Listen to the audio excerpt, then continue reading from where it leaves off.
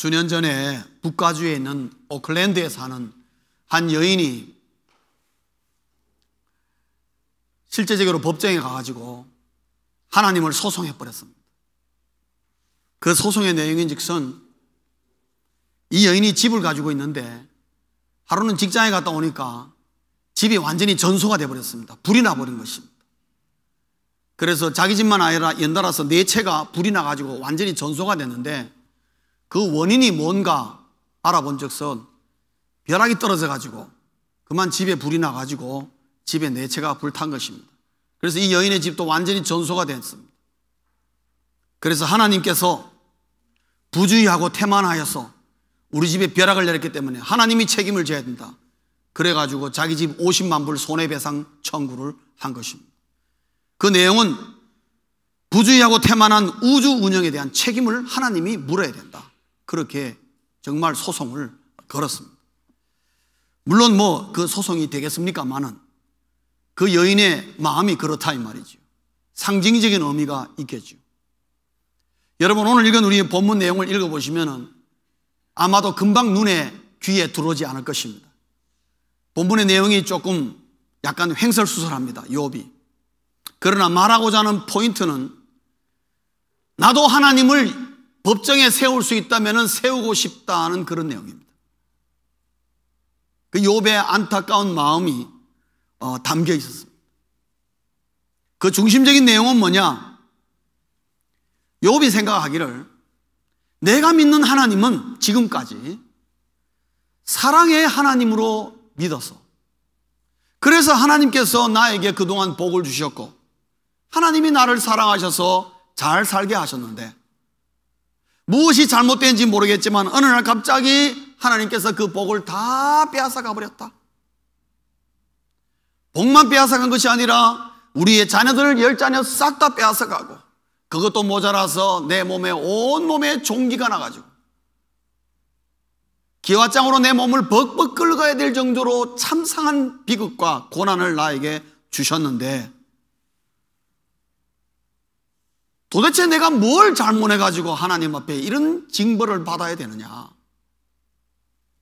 돌이켜보건대 자기는 하나님이 자기에게 사랑하셔서 복을 주셨으니까 늘 감사하는 마음을 가졌고 그 나름대로 하나님의 말씀대로 살렸고 물론 완벽하지는 않지만 최선을 다했으며 사랑의 하나님을 믿고 신뢰하고 그 나름대로 하나님을 예배하고 경배했는데 지금 이 위치와 이 모양 이 신세가 되어서 내가 하나님을 바라보니까 그동안 내가 믿었던 그 하나님, 나의 믿음은 도대체 뭐냐 하는 생각이 드는 것입니다.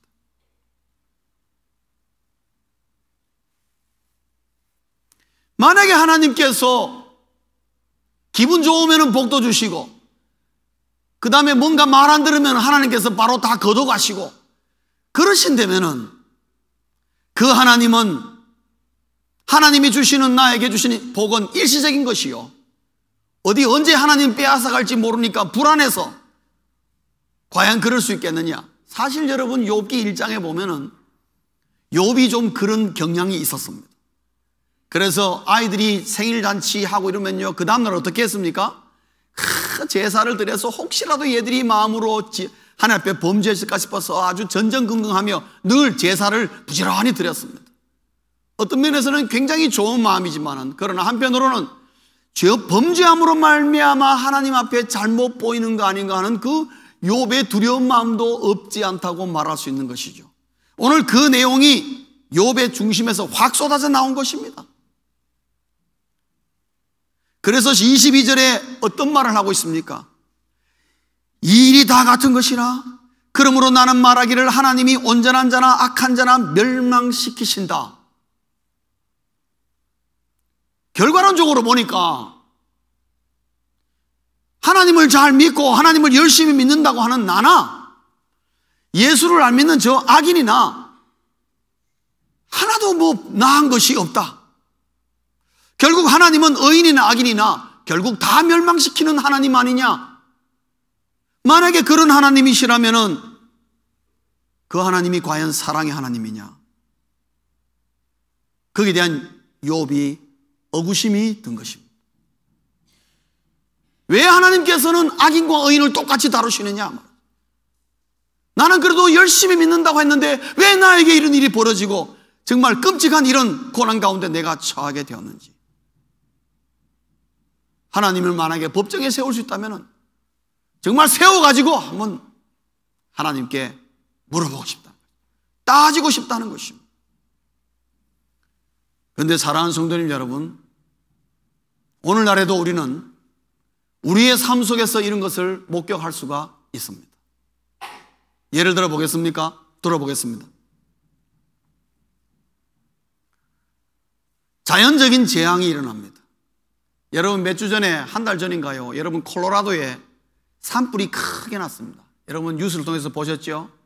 그게 건 400채 되는 집들이 다 불타버렸습니다. 전소가 되었습니다. 400채 불탄 집 가운데에 예수 믿는 사람 집이 있을까요? 없을까요? 제법 될 겁니다, 아마.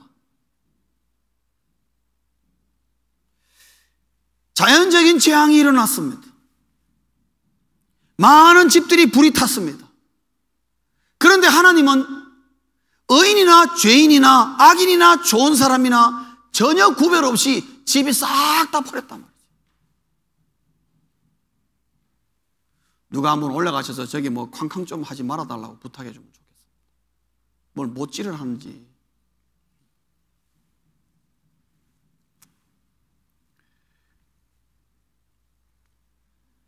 일본에 여러분 작년에 쓰나미가 닥쳤습니다. 수많은 사람이 재산을 잃고 죽었습니다. 그 가운데 여러분 그리스도인이 없었을까요? 있었단 말이죠. 갔을 때 긴자 거리에 갔습니다. 긴자. 하도 긴자가 유명하니까. 가니까요, 도로 양 고퉁이에 노란 깃발을 탁 세워가지고 사람들이 들고 있어요. 그래서 제가 가만 생각하니까 밑에 문자를 보니까 이게 일본말이지만 이게 뭔가 성경 구절을 적어 놓은 것 같아요. 그래서 제가 물었죠. 저게 뭐냐 그러니까 저거 요한복음 3장 16절 적어놨다. 또 보면 저걸 뭘 적어놨다. 전부 다 코너마다 그 노란 깃발에 성경 구절을 적어놓은 거예요. 그 긴자거리에 사람들이 막 몰려다니는데 그걸 들고 서 있더라고요. 그 중에 한 사람에게 가서 물었어요. 당신은 어디서 왔느냐? 그러니까요, 센다이에서 왔다 그러더라고요. 여러분, 센다이가 어딘 줄 아십니까? 저는 어딘지 잘 몰라요. 그러나 이번 쓰나미 지진에서 가장 극심한 피해를 본 곳이 바로 센다이입니다, 여러분. 거기 있는 그리스도인들이 연휴를 맞아가지고 긴자까지 차를 타고 내려와가지고 그거 전도하려고 서 있는 거예요. 얼마나 감동스러운지요. 그러면 그 센다이 지역에 그런 그리스도인들이 있었다는 거 아닙니까? 그 사람들이 집을 잃어버리고 가족을 잃어버리고 끔찍한 피해를 당했습니다. 왜 하나님은 이런 자연적인 재난 가운데에 의인들은 좀 건져주시지 왜 악인들과 의인을 똑같이 취급해서 휩쓸어 버리시느냐? 우리 눈으로 보고 있지 않습니까? 여러분, 사회적인 악이 있습니다.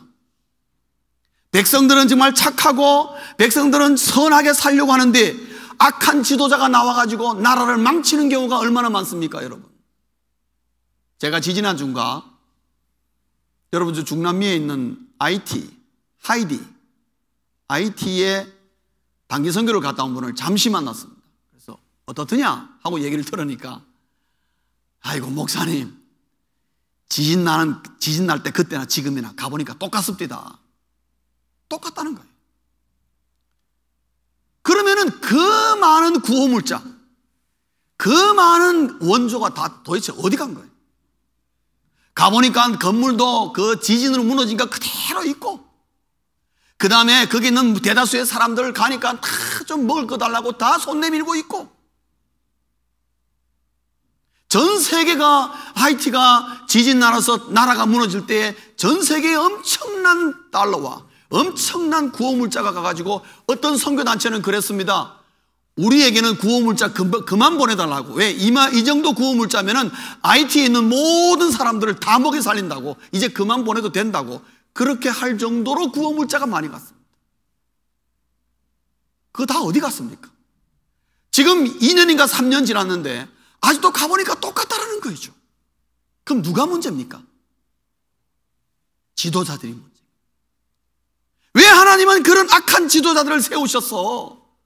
IT 가운데에 교회 나가는 사람, 교회 안 나가는 사람, 그 나라는 천주교 국가니까 많은 사람들이 기독교 영향 가운데 있는데 왜 그 사람들이 그렇게 굶주리고 기아에 허덕이도록 만드느냐? 왜 하나님은 악한 지도를 세워서 선한 사람이나 악한 사람이나 다 같이 희생당하게 하고 어렵게 만드느냐? 오늘 욥이 말하는 내용과 마찬가지라는 거죠. 내가 믿는 하나님, 내가 하나님을 믿었던 그 내 믿음은 도대체 어디에 갔습니까? 어디에 갔길래 내 삶의 모양이 왜 이 모양이 이 꼴입니까? 적어도 내가 악인보다는 조금 나아야 되지 않겠습니까? 더 나아가서 욥은 24절에 뭐라 그럽니까? 세상이 악인의 손에 넘어갔고 재판관의 얼굴도 가려졌나니 그렇게 되게 하니가 그가 아니시면 누구냐? 여기 그가 누굽니까? 여호와 하나님 당신 아닙니까? 그 얘기입니다. 즉 자연적인 재앙으로 말미암아 의인이나 악인이나 구분 없이 다 희생당하고 사회적인 악으로 말미암아 악한 지도자 밑에서 선한 자나 악인이나 모두 다 희생을 당하고 그 배후에 계시는 분은 여호와 하나님 아니십니까? 그 얘기입니다.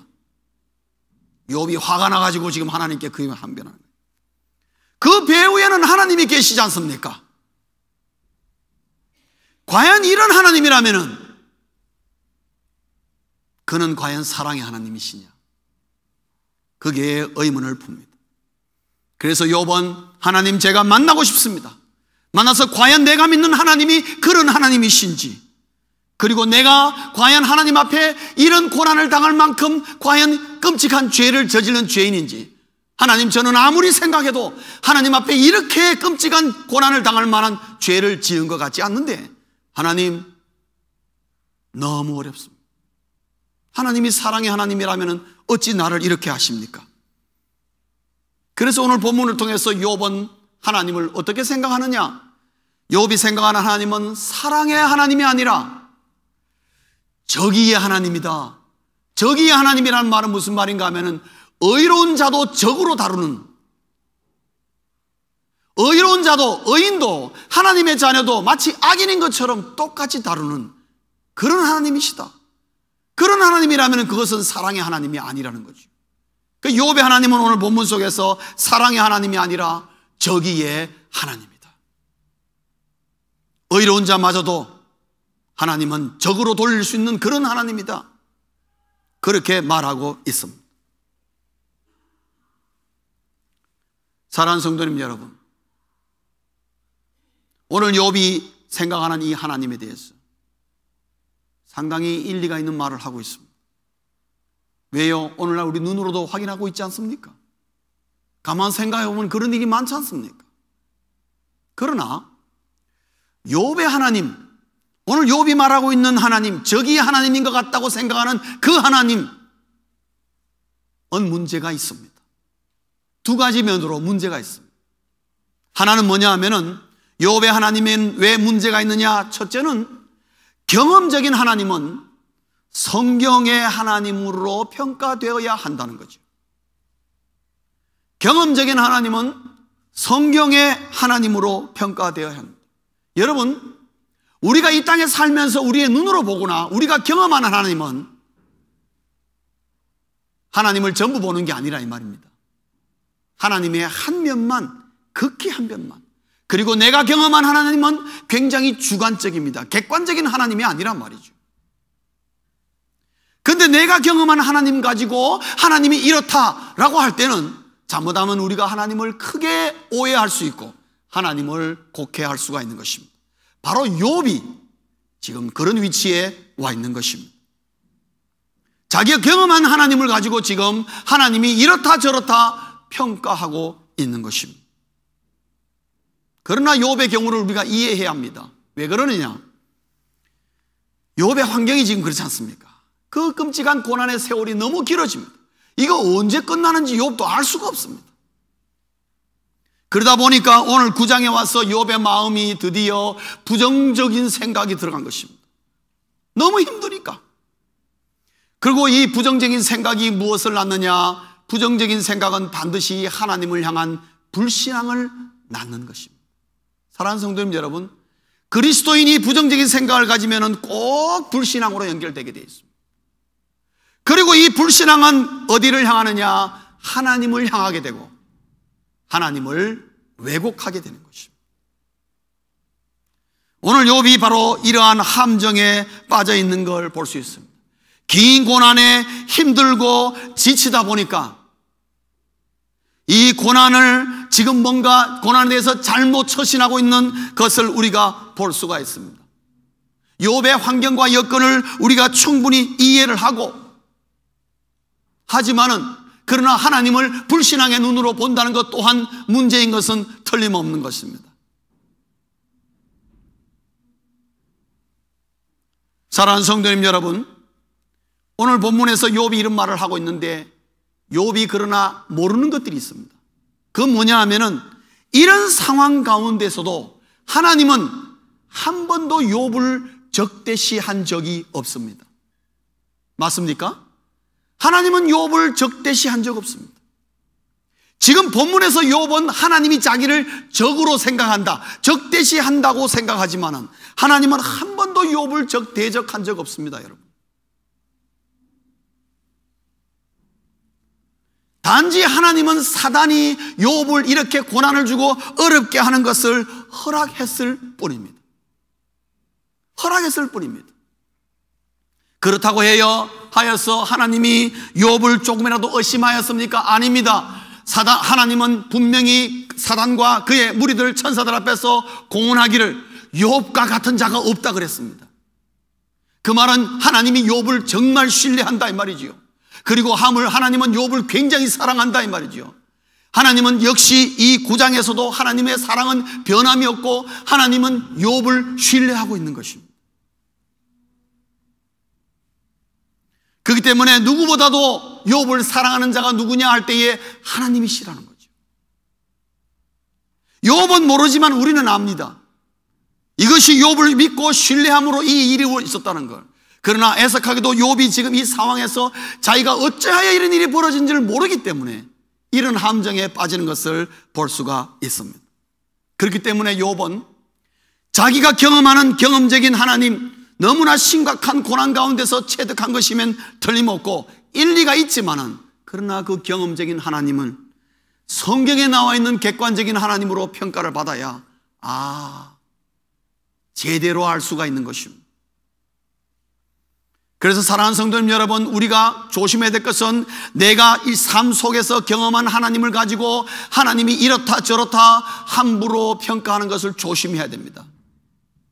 경험적인 하나님 가지고 하나님을 잘못 평가하다가 수많은 사람이 이단에 빠지는 것입니다. 그래서 이단에 빠지는 것입니다. 경험적인 하나님이 그것이 부정적이건 긍정적인 간에 성경의 하나님을 가지고 평가되어서 내가 경험한 하나님은 이런 하나님이지만 성경을 보니까 하나님은 이런 하나님인데 그 중에 한 부분이 이렇더라 라고 이해해야 하나님을 제대로 이해할 수가 있는 것입니다. 왜냐? 그 뒤에는 하나님의 많은 숨겨진 사항들이 있단 말이죠. 욥이 이런 형편과 여건에 처한 데는 그 비하인드에는 하나님과 사단과의 이런 관계가 있는 것을 욥이 모를 뿐이지, 사실은 누구보다도 욥을 사랑하고 욥을 신뢰하는 하나님의 모습인 것을 우리가 알아야 하는 것입니다. 두 번째로 욥의 하나님에게 무엇이 문제인가? 문제는 바로 이것입니다. 의인이나 악인이나 모두 죽지만 그들의 운명은 다르다는 것입니다. 의인이나 악인이나 모두 죽지만 그들의 운명은 다릅니다. 자연적인 재앙으로 많은 사람이 죽습니다. 그 속에는 의인도 있고 악인도 있습니다. 또한 사회적인 악으로 말미암아 그 지도자로 말미암아 많은 사람들이 희생을 당하고 있습니다. 북한의 여러분 공산정권으로 말미암아 수많은 그리스도인들이 얼마나 희생을 당했습니까? 지금도 요독 수용소에서 7만 명의 사람들이 희생을 당하고 있습니다. 오늘도 그들은 죽어가고 있습니다. 사람 취급을 받지 못하고 있습니다. 개와 짐승만도 못한 취급을 받고 있습니다. 그들이 죽는다고 해서 누구 하나 알아주고 누구 하나 그것을 귀하게 여기는 자 없이 그 예수 이름으로 희생당하는 사람들이 많다 이 말이죠. 그것을 만약에 우리가 인생이 죽음으로서 끝난다는 관점으로 보면은 정말 하나님은 무심하고 욥처럼 하나님을 오해할 수가 있습니다만은, 그러나 영원이라는 관점으로 보면은 전혀 다른 결과를 예측할 수 있다는 것을 아셔야 합니다. 영원이라는 관점에서 보면은 이 땅에 사는 인생은 50보 100보라는 거죠.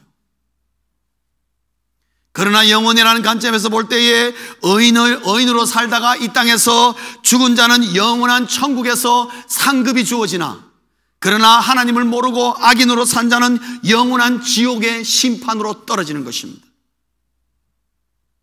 똑같은 죽음인 것 같고 우리 눈으로 볼 때는 하나님이 왜 이러신가 볼지만은, 그러나 그 운명의 그들의 그 뒤에는 엄청난 차이가 있다 이 말입니다.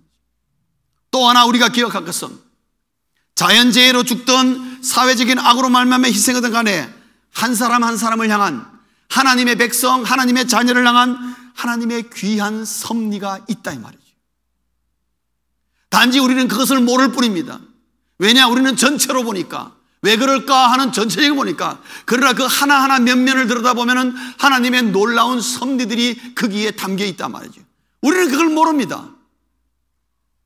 그렇기 때문에 그건 우리에게 미스테리로 남지만은, 그러나 하나님은 그들 한 사람을 한 사람이에요. 이 땅의 삶이 짧건 길건 간에 하나님의 사랑 가운데에, 섭리 가운데에 그들의 삶이, 운명이 결정지어진 것입니다. 그래서 욥의 하나님은 두 가지 문제가 있습니다. 하나는 경험적인 하나님으로, 경험적인 하나님은 성경의 하나님으로 평가되어야 또 한다는 것이고, 또 하나는 의인이나 악인이나 모두 죽지만 그들의 운명은 다르다는 관점으로 우리가 봐야 된다. 영혼의 관점으로 봐야 한다는 것입니다. 사랑하는 성도님 여러분, 그렇다면 나의 하나님은 어떤 하나님이십니까?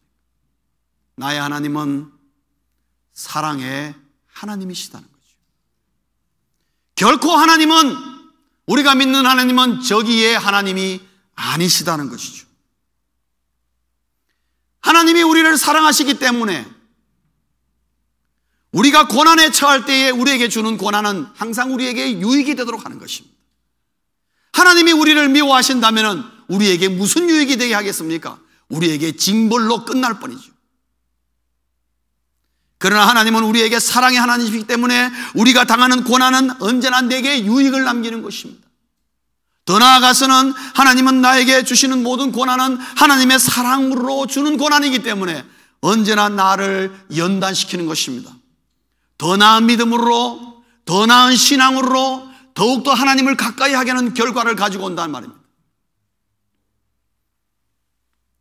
그리고 하나님이 우리에게 주시는 고난은 하나님이 우리를 사랑하시는 마음으로 주는 고난이기 때문에 종의 모습으로, 늘 종의 모습으로 살던 우리를 하나님께 더욱 가까이 다가가고 함으로 말미암아 하나님의 아들과 하나님의 딸로 변화시켜 주신 것입니다. 그것은 뭐를 통해서 가능합니까? 고난이라는 걸 통해서 우리를 하나님 앞으로 더욱 가까이 나아가게 하는 것입니다. 사람은 참 이상하지요. 모든 게 평안하고 잘 되면요, 하나님과 굉장히 가까운 것처럼 보이지만 사람은 점점점 멀어집니다. 그 이상합니다. 우리 경험을 통해서 알고 있죠. 하나님이 그래도 우리에게 문제를 주고 어려움을 줘야 그래도 하나님 앞에 한 발자국 더 나가서 무릎에다 꿇지. 하나님이 모든 걸 형통케 하고 평안하게 하면 처음에는 좋아도 시간이 지나면 지날수록 점점 하나님과 멀어지는 경향을 갖고 있습니다. 그래서 하나님은 우리를 사랑하시기 때문에 종의 위치에서 아니라, 종은 언제나 뭐든지 의무로 하고 할 수 없이 하지만은, 그러나 아들과 딸은 다른 것입니다. 하나님의 일이 꼭 내 일이 되고 가족이 되는 것입니다. 그렇게 해서 하나님의 고난을 통해서 하나님의 아들과 딸로 변화시키시기 위하여 우리에게 고난을 주시기도 하는데, 그 고난은 뭡니까? 미움에서 나오는 겁니까? 적의에서 나오는 겁니까? 천만에 하나님을, 우리를 사랑하심에서 나오는 것입니다. 그러므로 고난 중에 있는 우리 그리스도인은 하나님이 사랑함으로 나에게 고난을 주신다는 걸 알기 때문에 언제나 올바른 시각을 가지게 되는 겁니다. 그 올바른 신학은 뭡니까? 나에게 임하는 고난을 신앙의 눈으로 보게 된다는 거죠. 오늘 욥이 여기서 위기에 처해 있습니다. 왜 위기냐? 자기의 처해져 있는 고난이 너무 길고 힘들다 보니까 그만 그 신앙의 눈으로 보지 않고 불신앙의 눈으로 보기 시작하니까 하나님에 대한 억울심만 자꾸 일어나고 하나님에 대한 억한 심정만 올라오는 것을 우리가 보게 되는 것입니다. 사랑하는 성도님 여러분, 어떤 분은 이런 말을 했습니다. 고난은 마치 바람과 같다 그랬습니다. 여러분, 바람이 붑니다. 바람이 불 때 그 바람을 불 때 잘못하면 큰 피해를 입을 수 있습니다. 바람으로 말미암아 건축물이 부서지기도 하고, 바람 때문에 선박이 유실되기도 하고, 나무가 절단되고 난리가 납니다. 그러나 반대로 바람을 잘 다루면 어떻게 됩니까? 큰 유익이 있습니다. 새는 바람을 타고 날아갑니다. 풍력 발전기가 있습니다. 바람이 불어야 바람개비가 돌면서 무엇을 만들어냅니까? 전기를 생산해냅니다, 여러분. 돛을 단 배가 있습니다. 그 배에게서는 바람이 불어야 합니다. 그리고 그 바람을 잘 타서 가고자 하는 목적지로 항구로 가게 되는 것입니다. 그러니까 바람이라는 것은 다루기 나름이라는 것이죠. 잘못 다루면 위험천만하지만, 그러나 잘 다루면 참으로 유익한 것이 될 수가 있다, 이 말씀입니다. 고난도 마찬가지라는 것입니다. 불신앙으로 잘못 다루면 나를 망하게 하는 요소가 될 수 있지만, 그러나 나에게 고난이 임한 것을, 그것을 신앙으로 다루면 오히려 나를 흥하게 하는 귀한 도구가 될 수 있다는 것을 우리가 알아야 한다는 것입니다. 사랑하는 성도님 여러분, 우리 사람이 이 땅에 살면서 고난을 피할 수가 없습니다. 유명한 덴마크의 키에르케고르는 이런 말을 했습니다. 나에게는 언제나 고난이 있다. 고로 나는 존재한다 그랬습니다. 그 말은 뭐냐? 인생은 계속해서 고난이 있다 이 말이죠. 고난을 피할 수가 없는데, 똑같은 우리 고난을 우리가 다 경험하지만 어떤 사람은 그 고난을 통해 고난이 걸림돌이 되어서 넘어지는 사람이 있는가 하면, 똑같은 고난을 당해도 그 고난을 가지고 오히려 고난을 디딤돌로 삼아서 올라서는 자가 있다 이 말이죠. 사랑하는 성도님 여러분, 여러분에게 임해 있는 고난을 어떻게 다룰 것입니까? 욥은 현재 위기를 자초하고 있습니다. 너무 힘들다 보니까 자기도 모르게 부정적인 생각과 불신앙의 마음에 들어가서 지금도 여상이 자기를 사랑하는 하나님을 향하여 욥은 의심을 품으며, 혹시 하나님은 사랑의 하나님이 아니고 아무래도 저기의 하나님인 것 같다는 생각을 갖고 있지만은, 그러나 하나님은 변함없으시다는 것을 우리가 알지 않습니까? 우리가 고난을 당할 때 때에 따라서는 우리 마음속에 억울한 생각이 듭니다. 왜 나에게만 이런 고난이 많은 것인가? 다른 사람은 정말 잘 사는 것 같은데 왜 나에게는 이렇게 고난이 심하고 끔찍하고 이렇게 억울한 고난이 들 수가 있나? 라는 생각이 들수록 신앙의 눈으로 그 고난을 다루어야 한다는 거죠. 왜 그렇습니까? 그러한 순간에도 나의 하나님은, 어떠한 고난의 순간에도 나의 하나님은 나를 사랑하신다는 거죠. 왜요? 나는 하나님의 자녀니까. 세상에 부모가 자기 자녀를 사랑하지 않는 사람이 있습니까? 자녀가 잘 되면 사랑하고 자녀가 잘 안 되면 미워합니까? 저는 그럴 생각 없습니다, 여러분. 혹시 여러분은 그런 생각 가지신 분이 있는지 모르지만 저는 그런 생각 없습니다. 자녀가 어려운 상황에 처할수록 더 사랑하고 어떻게든지 더 어려울 처할수록 더 그들을 위하고 아끼려고 하는 것이 부모의 마음이지. 어려움에 처했다고 해서 그래 나가 죽어라 그러는 부모가 어디 있습니까, 여러분? 그런 부모가 없습니다, 여러분. 우리 하나님도 똑같습니다. 내가 하나님의 자녀일진데 내가 어떤 고난의 순간에 처한다고 해서 정말 그 고난이 길어지고 힘들다고 해서 하나님이 나를 미워하실 것이야? 하나님이 나를 사랑하지 않는 것 같아? 오히려 나에게 적의를 품고 계시는 것 같아? 라고 그렇게 생각하는 것은 그는 자식이 부모를 잘못 생각하는 것입니다. 하나님을 잘못 아는 것입니다. 그런 가운데서도 하나님은 여상이 그를 사랑하고 나를 사랑한다는 거죠. 그 믿음의 눈으로 내 고난을 대할 때에 우리는 그 고난을 통해서 참으로 유익과 연단으로 오히려 그 고난을 통해서 나의 하여금 인생이 승승장구할 수 있는 놀라운 계기가 될 수가 있는 것입니다. 그래서 결론적으로는 우리는 이렇게 말할 수 있습니다. 하나님은 나를 사랑하신다 는 믿음으로 우리는 고난을 판단해야 하는 것입니다. 사랑하는 성도님 여러분, 어떠한 고난이든 간에 하나님은 나를 사랑하신다는 그 믿음의 눈으로 고난을 대할 때에 그 고난을 통해서 반드시 내가 승승장구하며 오히려 그 고난을 쉽게 극복하며 그 고난 가운데 우리가 하나님을 찬양하며 위로와 평안이 임하는 것입니다. 욥과 같은 위기를 자초하지 않도록 우리에게 임해 있는 고난을 신앙의 눈으로, 하나님은 나를 사랑하신다는 그 확신의 눈으로 오히려 감사함으로 대하시어서 우리의 삶이 이 땅에서 승승장구하시기를 주의 이름으로 축원합니다. 기도하시겠습니다.